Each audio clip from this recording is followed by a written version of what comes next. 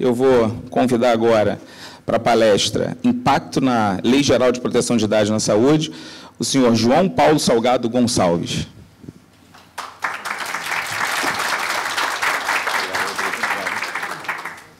Bem, bom dia. Bom dia mesmo, né? Que dia maravilhoso. Que bom estar aqui com vocês. Roberto, mais uma vez, obrigado pelo convite, obrigado pela oportunidade de poder dividir esse momento com vocês aqui. Eu tenho aprendido muito hoje, né, nessas duas primeiras palestras, quero contribuir um pouquinho com vocês, que eu vou até às 18, então eu vou aprender mais e mais com vocês hoje. Vamos dividir um pouco aí sobre a LGPD, um estudo que eu venho fazendo há 2 anos, né? Mas a lei é do ano passado, como há 2 anos? A gente vai descobrir daqui a pouquinho algumas outras siglas.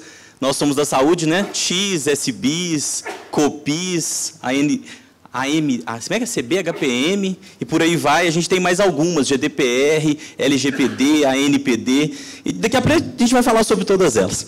Bem, mais algumas. O pessoal do cerimonial já me apresentou com um exagero danado, né, na apresentação. Daqui a pouco passa o meu nervosismo e a gente conversa bastante. Bem, gente, como que o mundo mudou? O doutor Renato falou isso na abertura. O mundo mudou para falar de privacidade. Mais ou menos, a data sempre me foge, mas eu acho que foi em 1895. Um daqueles lords ingleses, ele se queixou no parlamento de uma foto, e imagina a qualidade de uma foto, em 1800 e qualquer coisa, de uma filha dele que foi divulgada no jornal. Ele se queixou que aquilo ali invadia a privacidade da família dele, aquilo era um incômodo. Pensa ele hoje, como que seria a posição dele hoje no cenário que a gente tem. Um cenário compartilhado, em que tudo é compartilhado, todo mundo sabe que a gente está aqui agora, né? Quem postou nas redes sociais, quem marcou o caminho para cá, isso está guardado em algum lugar, e de alguma forma a gente tem acesso a isso, de alguma forma outras pessoas têm acesso a isso. E quando a gente vai falar sobre LGPD, para falar sobre Lei Geral de Proteção de Dados, especialmente da perspectiva jurídica, porque a gente tem uma perspectiva técnica, que o Luiz vai abordar daqui a pouco, da perspectiva jurídica a gente precisa falar do que a lei faz. Ela vem para proteger. E parece um pouco romântico, mas a gente precisa viver desse romantismo, senão não se sustenta a razão da lei, porque ela protege todos nós enquanto indivíduos. Por quê? Toda essa integração mudou o mundo. Toda essa integração mudou a forma de pensar o mundo, a forma de pensar as relações. E nós tivemos alguns eventos, em 2016, em especial, a eleição norte-americana. Depois nós tivemos o cenário do Brexit, e eu gastava aqui uma meia hora para falar disso, mas veio a Netflix com o documentário Privacidade Hackeada e acabou com a minha argumentação, né? Então, quem não viu, para me poupar e a gente ganhar bastante tempo, eu recomendo um documentário da Netflix de 1h50, mais ou menos. Vale a pena ver, mas ver com atenção, então tem que estar com a cabeça boa, porque a vontade que dá naquele momento quando termina de ver o documentário, é de desconectar-se. É possível? Alguém consegue? Hoje. Alguém desligou o celular para estar aqui hoje? Desligar de fato? Muito difícil a gente conseguir isso. Alguns eu vi que balançou a cabeça, mas a gente fica incomodado quando fala portas no automático. Né? Vou pegar o avião, fala portas no automático, a gente fala assim, puxa, tem que colocar no modo avião. Né? E aí virou um produto agora, você consegue comprar uma conexão de internet para manter-se conectado. Em 2016, esse cenário que a privacidade hackeada fala, ela diz que, muito provavelmente, eu usava essa expressão, e depois do documentário da Netflix, eu quase que estou falando assim, foi assim, né? As eleições norte-americanas, assim como a saída do Reino Unido da União Europeia, se deu a partir de tratamento de dados. Ninguém pegou na mão de ninguém e forçou a votar em alguma coisa ou escolher alguma coisa. Formou-se opiniões. E aí a gente fere de morte algo que é muito caro para todos nós: liberdade. Liberdade de poder escolher. Liberdade de poder falar assim, de fato eu sou dono das decisões que eu tomo? Será que somos? Será que algum dia fomos, mas hoje mais ainda somos de fato? É isso que a LGPD vem garantir. E por que eu abro a minha fala com essa abordagem? Porque precisa incomodar, senão não gera valor. senão vai gerar custo, despesa, investimento alto em tecnologia e não tenham dúvida, vai sair caro, ponto. Se a gente vai falar de dinheiro, a gente está falando de maturidade, a gente precisa abordar as coisas como elas são. É impossível implantar LGPD sem gastar. Desculpem quem tem essa expectativa. Tá? Não tem como. E aí tem uma discussão enorme aí sobre como que a ANPD vai atuar no início. Eu tenho uma perspectiva pessoal, a gente conversa sobre ela daqui a pouco. Bem, diante desse cenário possível, e depois da privacidade hackeada real, o que a União Europeia percebeu? Ela que já vinha há mais de 20 anos com seus programas de DPIP, ou seja, de proteção de dados pessoais, aprimorou, acelerou e publicou a GDPR, que é o Regulamento Geral de Proteção de Dados dentro da União Europeia, que tem como objetivo melhorar a comunicação, gestão de deleção de dados, advertências, tratar consentimento, proteger dados pessoais e dados sensíveis, criar regras. João, mas as regras já não existiam? Existiam lá e existiam aqui. Lá elas sempre foram mais rigorosas que aqui. Aqui elas nunca tiveram o peso. Mas nasce a nossa LGPD da GDPR. E falar disso é importante para a gente falar o seguinte, quem começou os estudos agora, fica a dica, a GDPR é um spoiler ótimo para a implantação da LGPD. É um ótimo caminho observar o que foi feito lá. E aí eu não sei se tranquiliza ou horroriza, 65% das empresas, em 25 de maio do ano passado, quando vigiu a GDPR, 65% das empresas não estavam preparadas. Na União Europeia, que tem fama de cumprir prazo. Imagina a gente que tem fama de fazer em cima da hora, tá? O imposto de renda aí para não deixar ninguém mentir. Né? Bem, falar um pouquinho da GDPR para perguntar para vocês, essa comunicação, esse risco, essa violação da privacidade, essa exposição que nós temos hoje, impacta na saúde? Por tudo que principalmente o Dr. Renato disse. Se a gente fala da necessidade de uma interoperabilidade, de uma padronização, eu falo de um maior risco. Porque o que está tudo solto hoje é difícil de compilar. Se eu junto, fica mais fácil de analisar, de explorar, de gerar perfil. E juntando aí as expressões do Dr. Renato, quando ele fala em interoperabilidade e conexão, a gente fala desses dados transitando para lá e para cá num formato padrão, que qualquer um conseguiria, de alguma forma, tratar. Então, na saúde, impacta. Para fazer distinção, eu ia fazer esse comentário depois com ele, mas o Guilherme está aqui. Guilherme, levanta a mão para mim. Cadê o Guilherme? Ah, muito bem, né? Esse material aqui me foi apresentado, essa tela especial, para aquele rapaz ali, ó, meu querido amigo Guilherme, num evento que nós fizemos juntos em Belo Horizonte, em que a gente falava de dois caminhos, dentro do hospital e fora do hospital. E a gente falou de conexão e nós falamos de interoperabilidade. Como que o hospital funciona até hoje? E eu digo até hoje porque, em cenário de Brasil, eu estou olhando geral, claro que vocês são distintos por estarem aqui, estão buscando uma melhoria contínua, estão aprendendo, estão em hospitais, provavelmente já estão bastante evoluídos. Mas, quem trabalha com saúde, especialmente no interior do país, eu tenho aí a grata satisfação de trabalhar no interior do Nordeste, especialmente Bahia. A realidade é que o hospital ainda é papel, e o hospital ainda é dentro. Nada fora. Mas o que vem acontecendo? O hospital já não é mais dentro apenas. O hospital é dentro e fora. Numa comunicação frequente entre paciente, dispositivos móveis, sistema do hospital, sistema de terceiro, sistemas de parceiros. E aí tem alguns cenários assim que aparecem que são ótimos. E eu não estou dizendo que é negativo, estou dizendo que a gente precisa entender. Algumas empresas que gerenciam receitas. Você integra a sua receita comigo e eu faço essa receita chegar no celular do paciente. Isso é positivo? Muito. Estimula o mercado de venda, coloca o paciente mais próximo do menor preço. Mas eu sei que dado é esse que está indo? O paciente me permitiu entregar aquele dado? E eu tratei isso. O interesse econômico envolvido ali, ele supera, de repente, a privacidade daquele paciente ou daquele conjunto de informações? O hospital hoje não é mais dentro. é comunicado, é integrado. E aqui tem um barramento enorme que está sendo estruturado, o doutor Sabatini falou da HL7, que a TAC vai falar daqui a pouco sobre tecnologia, um barramento enorme que está sendo estruturado para garantir essa integração com segurança. Hoje, nós não fazemos com segurança. Quando eu falo nós, estou generalizando, considerando o espectro Brasil. Existem situações isoladas de muita qualidade. Como nós não fazemos com segurança, nós colocamos os nossos pacientes em risco, o risco da privacidade dele. E privacidade, gente, às vezes é só receber uma ligação perguntando se eu tenho interesse num plano de saúde, ou se eu tenho interesse em determinado tratamento novo numa instituição. Mas privacidade pode ser aquele caso de quem tem um paciente, ou um amigo, ou um parente hospitalizado numa UTI, receber uma ligação de alguém dizendo que o SUS não cobra aquele procedimento e que ele tem que pagar. Como que essa informação vazou? Como que aquele contato vazou?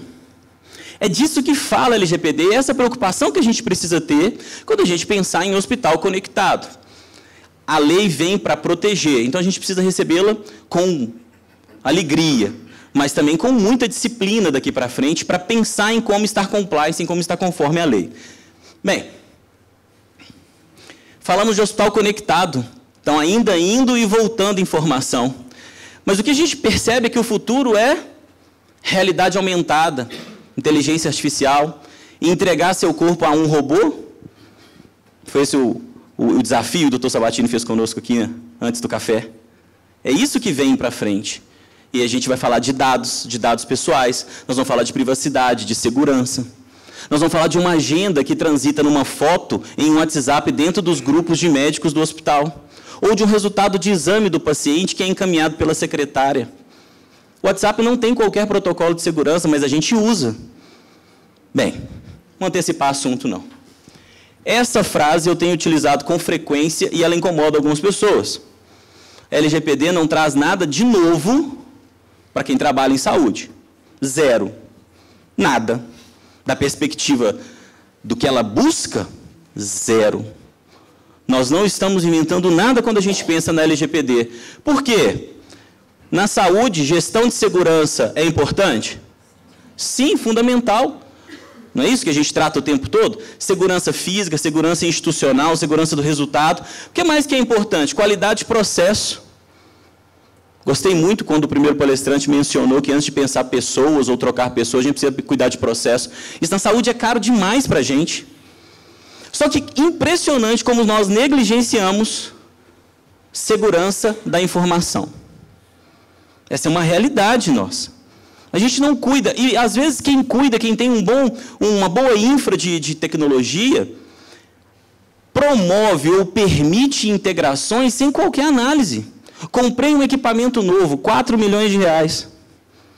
Ele precisa ter uma comunicação, uma porta aberta para a manutenção do firmware atualizado. Não vou falar empresa, mas aconteceu e gerou muito problema para ela.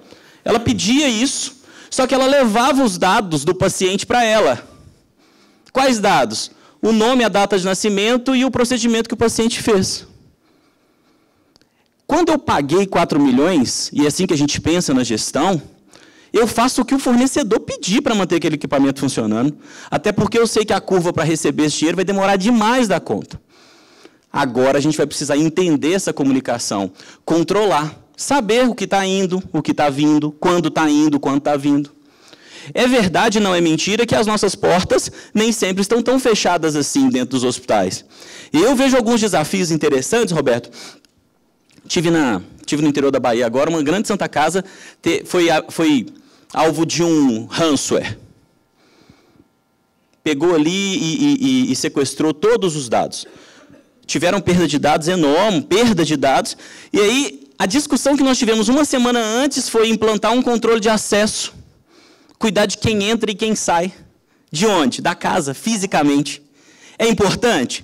É, mas alguém entrou e saiu e causou um dano enorme à instituição e ninguém ficou sabendo. E, aliás, ninguém ficou sabendo nem como, nem quando. Ainda é comum o uso de e-mails como Gmail, Hotmail. Aí fica faturamentohospitalabc@hotmail.com. Quem criou? O faturista. E ele usa aquilo no dia a dia dele. Amanhã ele sai, tudo que estava no e-mail dele ele leva, inclusive arquivo XML com conta de paciente, inclusive cópia de prontuário que a gente manda para convênio ainda, e não me digam que não. Né? Fazemos isso. Ah, mas é só a cópia da folha de sala? Não, a gente manda cópia da evolução, cópia do prontuário todo. Né? É só pedir, é só pedir. Né? Bem, vamos lá. Adoro essa frase. Quem leu o Pequeno Príncipe de Saint-Exupéry já viu ou passou pela frase assim: nós somos eternamente responsáveis por aquilo que cativamos. E aí, me preparando aí para as provas da Exim, eu me deparei com essa frase de Fernando Fonseca, e eu queria dividir com vocês, para vocês colarem assim na porta dos setores ou levar para os treinamentos de vocês quando forem falar de compliance LGPD. Nós somos eternamente responsáveis pelos dados que recolhemos. Isso tem que tocar a gente. A gente não pode tratar esses dados de qualquer forma. A gente não pode tratar esses dados como nós tratamos hoje, sem cuidado. Vamos falar de lei? Vamos falar de lei. O que a lei quer? Proteger direitos fundamentais. O que mais? Livre desenvolvimento da personalidade humana. E onde que está isso no discurso?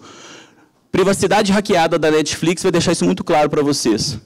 A possibilidade real de o principal, eu posso dizer isso, homem à frente da maior força bélica e econômica do mundo, há uma possibilidade grande de que ele tenha sido escolhido por um algoritmo ou por interesses.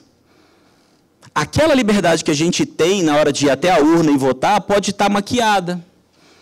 Isso é um problema político que eu estou trazendo aqui para a gente discutir, não é nenhum cenário aqui não, é para ver lá, é só para estimular vocês a assistirem o documentário. Mas eu quero pensar assim, o nosso paciente quer ser incomodado?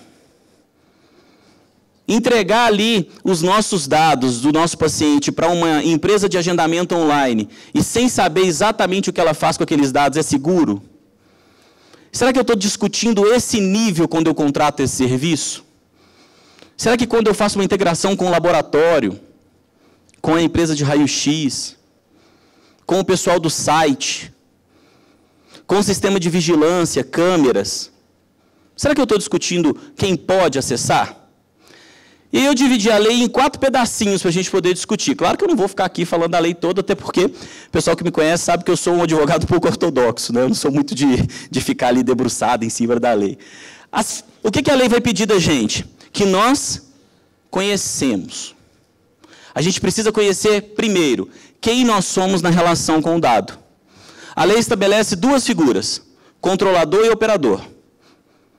A gente precisa se entender como controlador e operador para saber os limites da nossa responsabilidade. O que ela pede mais da gente? Que a gente conheça os titulares. Então, se a gente está num evento de saúde, é muito comum que a gente pense assim, titular é o paciente, é o visitante, é o médico, é o acompanhante, é o terceiro. Titular é o funcionário, principalmente o funcionário, que eu preciso entender qual a posição dele, que dados eu tenho dele dentro da instituição. O que mais que ela vai me pedir? O que eu processo? E, principalmente, por que eu processo? Se nós voltarmos os olhos para dentro das nossas instituições e com um pouquinho de carinho na próxima semana, levantar 2 ou 3 relatórios ou base de dados, a gente seguramente vai encontrar uma ou outra informação que a gente vai falar assim, eu não tenho a menor ideia para que eu recolho isso. Porque nós aprendemos, especialmente motivados pessoal do marketing, que quanto mais, melhor. Vou precisar disso um dia, então pega. A lei pede que a gente tenha propósito. A coleta do dado tem que estar em cima de uma motivação, de uma razão real, até para eu poder cumprir uma outra fase da exigência da lei, que a gente vai falar daqui a pouco, que é a transparência. O titular precisa saber para que você quer aquele dado. Mas, enfim, para não ficar chato, vamos lá. A segunda coisa que a lei vai pedir da gente é que a gente controle. Primeiro, conhecer. Isso tem tudo a ver com o próximo slide, em que eu vou falar um pouquinho sobre a implantação. E eu vou ser bem curtinho hoje com vocês. Se deixar, eu fico até amanhã, né? Controlar. Controlar é saber quem, quando e como foi feito. Por que foi feito. Então, vamos lá. Titular pode, agora pode. Nós estamos acostumados, assim, a ter um setor, provavelmente chama SAMI, antigo SAMI, né? Hoje o pessoal está modernizando para SPP, em que o paciente vai até lá, ou um acompanhante, um responsável, e pede cópia do prontuário. Não é assim que funciona? Até então, esse era o único direito que o paciente tinha, pedir cópia do prontuário. Se eu falar para vocês que agora ele pode pedir para alterar as informações dele, e em certa medida ele pode pedir para excluir as informações dele. Vocês precisam ter um plano de resposta para saber se pode ou não pode alterar, se pode ou não pode excluir. Então eu preciso controlar isso. Então a lei pede que eu conheça, ela pede que eu controle. Coloquem isso assim nessa linha que fica fácil trabalhar a implantação. Depois a lei vai pedir para vocês garantirem. Garantam que faça o quê? A proteção para que não vaze, a proteção para que não seja perdido e a proteção para que não tenha acesso indevido. E até aqui, gostei do primeiro palestrante, quando ele falou assim, é sexo adolescente, né? Muitos vão falar assim, a gente sabe o que a gente faz. Outros vão dizer assim, a gente também controla. E alguns vão falar, olha, a gente sabe, controla e a gente também garante. No final das contas, o que a ANPD vai pedir é que vocês evidenciem. E aqui está o ponto.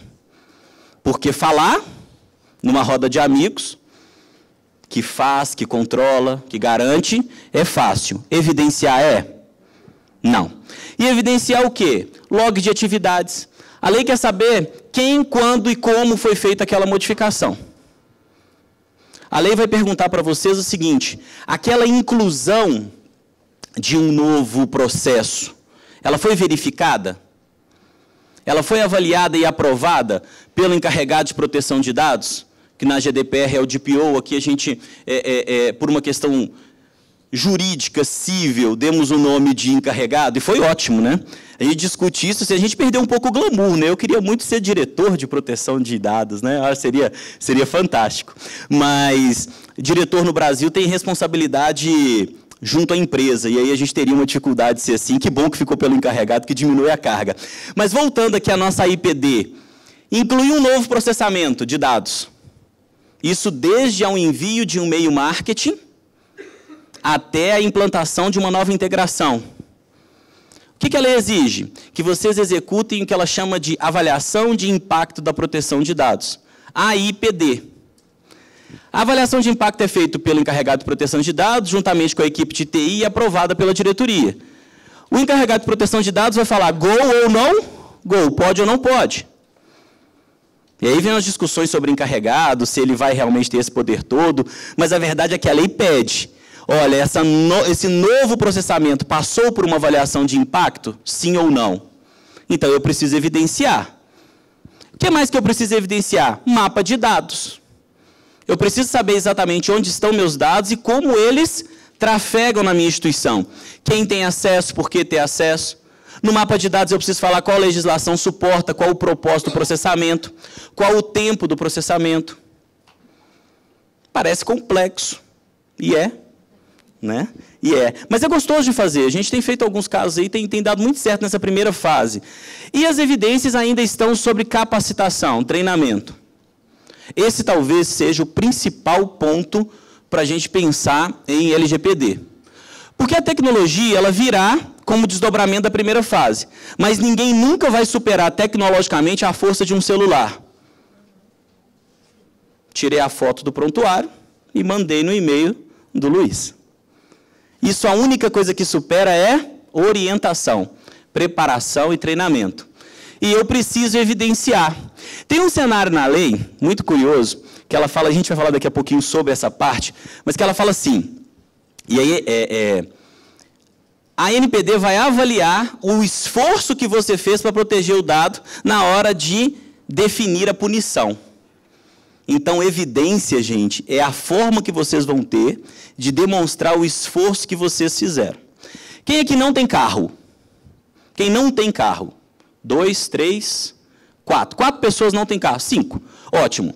Se 5 pessoas nesse auditório não têm carro, parabéns. Vocês são os únicos aqui que podem garantir que nunca terão seus carros roubados. Por uma única razão. Eles não têm Carro. Por que eu falo de evidência? Porque vocês serão invadidos, vocês perderão dados, vocês terão problema com o serviço de segurança de vocês. Ponto. O que vai distinguir na hora da punição é qual o esforço vocês fizeram e qual a medida, o plano de resposta que vocês tiveram. Então, evidência é o principal ponto do compliance. E ele é o último, porque ele roda ali na avaliação que a gente vai falar daqui a pouquinho.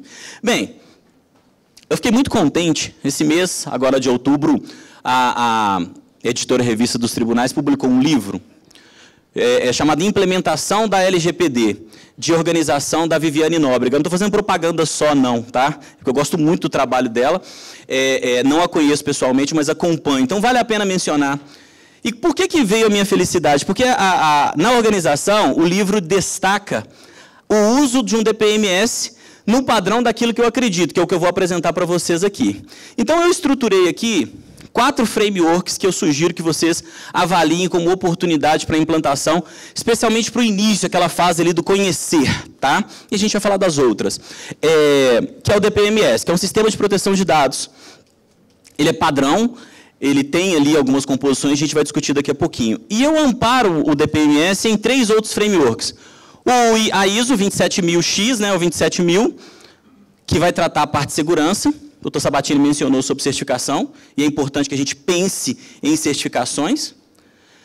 Eu falo com vocês sobre o COBIT, que é um framework sobre gestão de governança, especialmente o COBIT 5 da ISACA.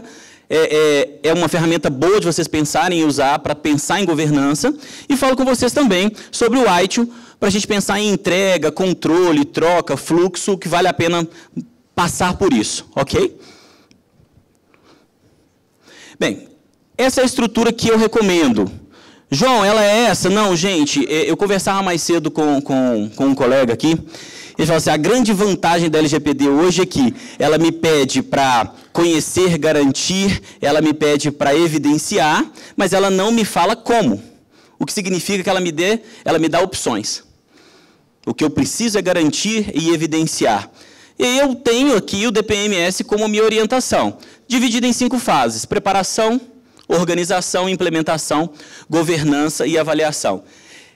E, de novo, no livro da Viviane, eu fiquei contente porque ela separou a preparação em 2 fases, e eu vinha falando disso há muito tempo, que ela criou um pré-diagnóstico. Eu falei assim, poxa, tem tudo a ver com o que eu venho fazendo, né? A estrutura do pré-diagnóstico, que é uma fase um pouco curtinha, que aprimora ou favorece o conhecer. Como que eu vou me conhecer? O pré-diagnóstico faz isso. Tá? Então, esse material, eu gosto muito dele, meu tempo está acabando aqui, mas para a gente, definir a área, resultado dele, plano de ação e orçamento. É o que sai da fase de preparação. Plano de ação e orçamento. É a fase mais longa da implementação, é a mais demorada, é a mais cara, da perspectiva de tempo, mas ela tem que ser muito bem feita, senão dá tudo errado. Não adianta eu chegar lá na fase final de governança e falar assim, olha, tem aquele laboratório que eu integro e ele não apareceu aqui. Tem aquele equipamento que exige uma porta e ele não apareceu aqui. A gente tem que refazer tudo, tá? Eu estimo um projeto de 8 meses. E por que eu estou falando em 8 meses? Qual que é a sua disponibilidade para o risco? Hoje. Agosto de 2020. 8 meses dentro da minha expectativa. A depender do cenário, até mais. A depender do cenário, menos. A depender do apetite de risco, menos ainda. E esse ponto aqui é interessante porque muita gente se queixa da LGPD ou se apoia na Lei 13.709 para falar assim, a lei tem punição financeira. Esqueçam, esse é o menor dos problemas com a LGPD. Na minha perspectiva. E eu não tenho tanto dinheiro assim. Me incomoda a possibilidade da publicização. Primeiro ponto. Gente, eu estou pulando o dinheiro. Se vaza um dado da instituição de vocês, e se esses dados contêm informações sensíveis que colocam o paciente em risco, a lei manda que vocês publiquem que houve o vazamento. Imagina isso num cenário de um hospital numa grande cidade. Imagina numa pequena cidade. Esse é o primeiro ponto que eu me preocupa na LGPD quando a gente fala em apetite de risco. O segundo, que não está na lei, está um pouquinho, mas ela não está clara lá. Em 1990, o que aconteceu no Brasil? Publicação do Código de Defesa do Consumidor. Alguns lembram. Em 99, o que aconteceu no Brasil? Criação dos juizados especiais, em especial os juizados de consumo. Tem relação direta uma coisa com a outra? Tem. Quando o consumidor se apropriou do direito, ele buscou esse direito.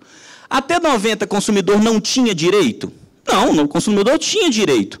Não tinha um instrumento consolidado detalhando esse direito de uma forma simples para ele, ou mesmo para o advogado dele. O CDC veio e colocou aquilo ali de uma forma clara. Consumidor, você tem direito. O que ele fez? Judicializou a questão. Buscando o quê? Reparação a um dano. O consumidor fez alguma coisa errada? Não. Não respondam. Nós deixamos vazar dados dentro do hospital da gente? Nós colocamos pacientes em riscos. Nós colocamos funcionários em risco. E eu vou ser simples, pessoal do RH ou pessoal que tem equipe de baixo. Quem nunca recebeu uma ligação de uma loja, de uma magazine, de um cartão de crédito, falando assim, eu estou aqui com o seu João, ele é funcionário de vocês, eu estou querendo confirmar a renda dele. Quem nunca... Ele trabalha aí mesmo? Quem nunca recebeu uma ligação assim no RH, né, no DP? O que a gente responde? Trabalha, a renda dela é tal. Qual que é o nosso foco? Ajudar o colaborador para que ele tenha o crédito. Não é isso que a gente quer? O que a gente fez? A gente falou que ele tem dinheiro em determinada data, e em que tal hora ele está trabalhando. Se é alguém querendo causar um dano, eu acabei de criar um risco. Então, pensem que a LGPD, ela deixa claro para o titular que, a partir de agora, ele tem direito. E não tenham dúvidas, ele vai judicializar. Ele vai buscar a justiça para reparar esse dano. E ontem, eu não vou falar ontem, que eu não tenho certeza que foi ontem, mas essa semana foi criado aí um portal de conciliação do consumidor. Se eu não me engano, chama consumidor.org.br. E na publicação, no lançamento, já se fala que ele será provavelmente, eles estão estudando, que ele será um dos instrumentos que a ANPD vai utilizar para as queixas, que é uma outra possibilidade que a LGPD traz para o titular. Poder ter um ambiente fácil para ele prestar a sua denúncia. Então, nós temos a multa, nós temos a publicização, nós temos o risco da judicialização e o último, né, gente? Concorrente. Saúde tem concorrente? Haja visto o nosso comportamento. O meu colega comprou um tomógrafo, eu compro um tomógrafo. O meu colega comprou uma ressonância, eu compro uma ressonância. Eu fiquei sabendo porque o meu funcionário trabalha lá que lava azodado. O que eu vou fazer? Ah, mas isso não é ético. Desculpem, nós não vamos trabalhar com esse risco. Não se preocupem com a lei pelo dinheiro. Dinheiro a gente sempre dá um jeito. Ou não paga, que é um jeito que é legal de dar jeito para dinheiro, né? Não paga, vai para a dívida ativa, a gente resolve algumas coisas aí, né? Mas me preocupa, publicização, judicialização e especialmente denúncias, tá joia? Eu preciso me preocupar com o titular para garantir o que a gente está buscando aqui hoje, maturidade, para garantir o que a saúde digital tem perseguido, que é agilidade no processo, interoperabilidade, avanço no que diz respeito à tecnologia e robótica, Big Data, não é isso? Inteligência artificial. Mas o convite que eu faço para vocês, como advogado, né, não me falar propriamente de tecnologia, é que a gente precisa entender a lei para respeitar o titular. Esse é o ponto da LGPD, é o ponto que eu quero discutir com vocês aqui hoje. Os caminhos, DPMS ou um outro framework que vocês vão utilizar, esse é caminho. A gente precisa garantir e ter evidência. É isso que a LGPD pede. É isso que vocês têm que perseguir, mas especialmente com foco no titular, tá joia? Bem, de toda sorte, meu tempo acabou. Obrigado pela gentileza, obrigado pelo convite, Roberto. Obrigado por ter me ouvido. Um forte abraço para vocês.